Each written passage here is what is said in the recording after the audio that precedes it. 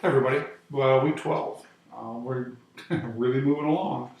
Don't get behind because the semester is going to be over before you know it. And due to the amount of students and that in various classes, there's no extra credit. So if you're struggling, now's the time to really buckle down and get as many points as you can.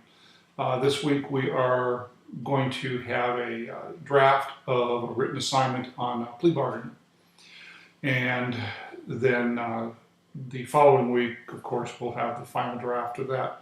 Make sure that you look at the questions, at the prompts, and then think about what other issues may be there. And then once you figure out, or if you figure out additional issues, then what I would like you to do is take and define the issue and discuss it, making sure that you use peer-reviewed articles. In 110, the importance of peer-reviewed work was stressed. And most people go, gosh, it's just so hard to find and figure out. So they don't go that way, and then they end up losing points when they get in a class like this. So understand that that's going to be pretty much the norm for the balance of your career. Here is going to be peer-reviewed articles.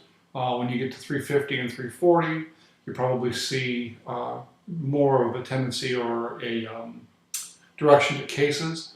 In this course, cases work well in addition to peer-reviewed articles. So let's bang out this. Let's everybody score a ton of points, and we should be ready for our last exam, which is coming up the last week of the course. Here at the Gibbs Ranch, we're gearing up to flee in case of any wildfires. In December of last year, we had a significant fire that came through just a couple hundred yards south of us. It was very tragic in that many people lost homes, and there were also there's a place, Camino del Rey Horse Training Center, which used to be a racetrack.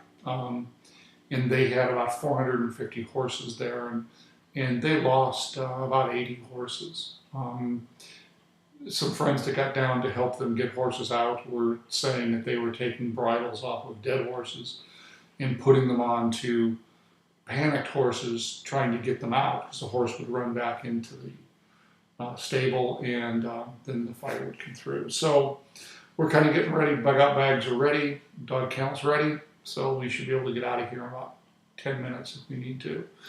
Also, I may lose power, so hopefully you'll get this. This will get up before they turn the power off on us, which they do as a precautionary measure in high winds.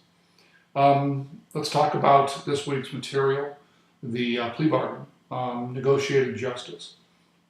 So a person gets arrested, goes to their arraignment, defense counsel gets whatever discovery information is available at that time, police reports, witness interviews, that kind of stuff. And then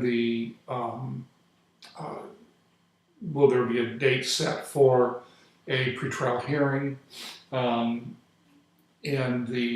course, that's if he pleads not guilty or she pleads not guilty. Pretrial hearing is basically a euphemism for a plea bargaining session. And that varies from court to court. Some courts, depending upon the case, or maybe a lot of cases, here's the file, go outside in the hallway, and you guys hammer something out and come back when you got something done.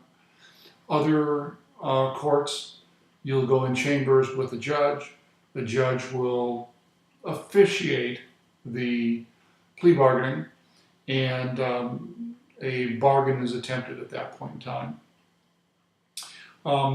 Other courts, you go into chambers, and the judge basically tells defense what the plea offer is going to be, and defense can take it or leave it. It's been in a couple of those bargaining sessions, which are kind of interesting to see. Working with a DA in Orange County, in one of their courts, I was helping him do some pretrial stuff and plea bargains, and it was kind of a hoot, because he turns to me about the third case and says, "Hey, look, we don't even need to be here." And because he was a little frustrated that he didn't have any say whatsoever in what was going on. So those are kind of the ways that you see this negotiated plea, this plea bargain. And it just depends on the court and what what the court does, what their customs are. Prosecutors, defense counsel, whether it's the plea bargain or other things within the court, it behooves everybody to be professional with each other. And even though there may be some question as to what is going on, what's happening, that decorum is really essential. For the courtroom and to get it to function properly. And there's a lot of hard choices come down. There's times when a defendant who is maintaining his innocence, which most defendants do maintain innocence, will be faced with a tough choice. Plea bargain or go to trial. They go to trial. Well, there's a chance of the trial penalty. A case that I'm very familiar with was a gang case. And, 4 guys are in a car. They go to rival gang area, jump out of the car, and one guy with a shotgun. And as everybody's fleeing from this in the street pickup basketball game involving the other gang, they shoot a gang member that's running away. Several issues occur. First off, that the bad guy dropped information there which led the police right back to them very quickly. Second thing is the person they shot, it was in fact not a gang member, and actually wasn't male, it was a female who was kind of hanging out with the gang, and which does not help the gang's credibility if they go to prison. Well, the driver of the car was offered I want to say 12 to 25 years in prison for driving the car. The shooter was offered 12 to 25 years. The right rear passenger was offered 12 to 25 years.